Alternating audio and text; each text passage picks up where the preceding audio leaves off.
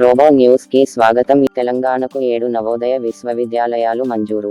కేంద్ర ప్రభుత్వం తెలంగాణకు కొత్తగా 7 నవోదయ విశ్వవిద్యాలయాలను మంజూరు చేసింది. ప్రధాని మోదీ నేతృత్వంలో శుక్రవారం సమావేశమైన కేంద్ర ఆర్థిక వ్యవహారాల కేబినెట్ కమిటీ దేశవ్యాప్తంగా 7 రాష్ట్రాల్లో 28 నవోదయ విశ్వవిద్యాలయాలను ఏర్పాటు చేయాలని నిర్ణయించింది.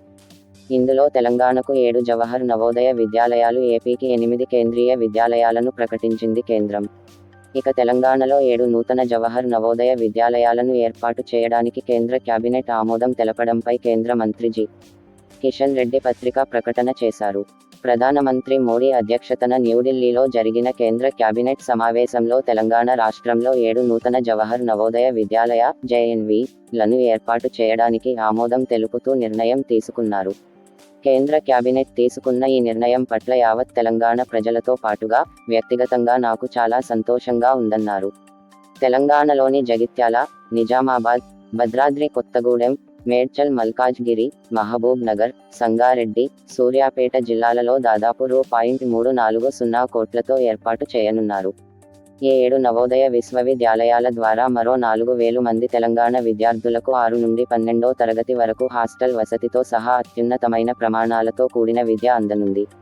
330 మందికి కొత్తగా ఉపాధి లభించనుందని తెలిపారు.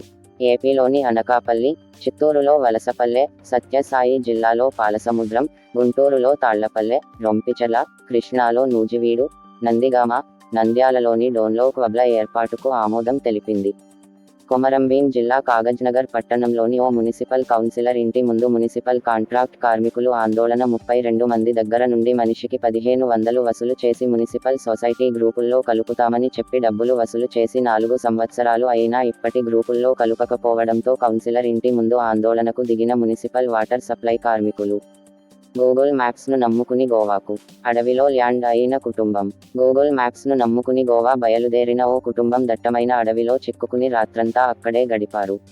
బీహార్కు చెందిన రాజ్దాస్ రంజిత్ దాస్ కుటుంబం కారులో గోవా బయలుదేరింది. చిన్నారులు సహా మొత్తం 6గురు ఉన్నారు. మ్యాప్స్ పెట్టుకుని బయలుదేరిన వీరు భీమ్గఢ్ వైల్డ్ లైఫ్ జోన్లో 7 మీ లోపలికి వెళ్లిపోయారు. అక్కడ సిగ్నల్స్ లేకపోవడంతో బయటపడే మార్గం లేక కారు లాక్ చేసుకుని రాత్రంతా అందులోనే గడిపారు. దారుణం. పులి దాడిలో మహిళ మృతి. మహారాష్ట్రలో విషాద ఘటన చోటు చేసుకుంది. గడ్చిరోలిలో శారద, 24 అనే 8 నెలల గర్భిణీ మహిళ పొలం పనులు ముగించుకొని ఇంటికి వెళ్తుండగా పులి దాడి చేసింది. ఈ దాడిలో శారద అక్కడికక్కడే మృతి చెందింది. దీంతో స్థానికులు భయాందోళనకు గురయ్యారు. ఘటనా స్థలానికి చేరుకున్న పోలీసులు మృతదేహాన్ని పోస్టుమార్టం నిమిత్తం ఆస్పత్రికి తరలించారు. అనంతరం అటవీశాఖ అధికారులు పులి కోసం గాలింపు చర్యలు చేపట్టారు.